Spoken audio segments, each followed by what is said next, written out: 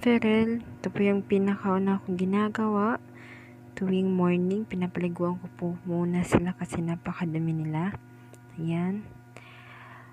Pagkatapos po ay nilinisan ko na yung floor at wall nila para walang baho at malinis din yung area nila na hihigaan nila.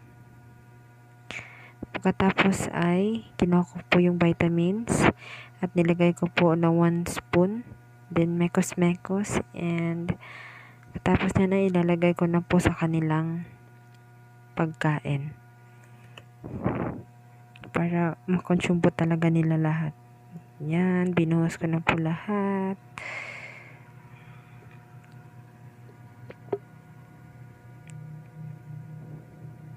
Pagkatapos ay chinek ko na po yung tubig at meron po yung tubig na agad. At ayan, kinuha ko na po yung cellphone para makita niyo po na kumakain talaga sila. Laki-laki na ng budikdik namin at malinis na ang kanilang cage. That's all, Mom.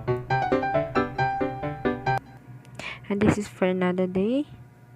Yung Sabado, Mom, morning and afternoon. Ayan, pinapaliguan ko po sila again. As always, para fresh at walang baho. Katapos ay linis ng kanilang cage, floor, and wall. Kasi maraming itat sa paligid at sa baba. At pagkatapos niyan, Ma'am, ay hindi pa. Natapos ko pa pala ang paglilinis kasi meron sa baba. Ayan. Isa ko talaga ng maayos po.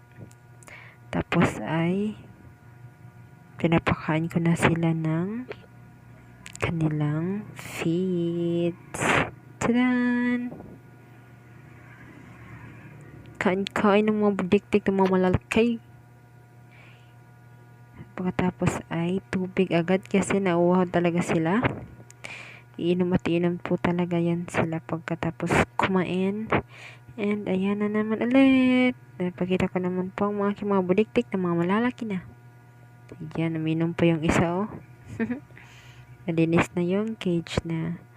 Yun lang po, Mom. Thank you for watching. God bless.